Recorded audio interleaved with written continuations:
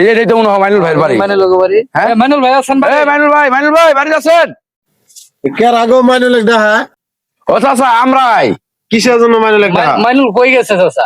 মাইনুল তো ঢাকা গেছে গা।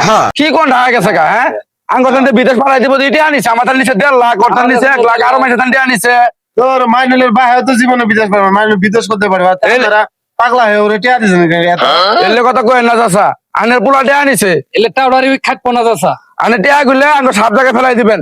এই মেয়ে আপনারা কি আমার পোলা একজন টিয়া দিছেন, আমার দেহা দিছে। টিয়া দেখাই দিয়ে না দিয়ে গেছে, তোমার পোলাই তো টাউটারি করছে, টিয়া গুলে দিও।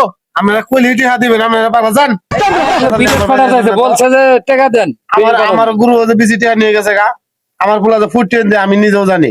তা আপনারা না জানি শুনিয়ে তা কিসের জন্য টিয়া দিলেন, আর আমরা টিয়া চাইলে টিয়া দিয়ে দিবেন। শোনেন ওটা বিষয়টা আমরা জানি না, আমি বিষয়টা আঙ্গুর টাকা টানা দেয়া নাগু।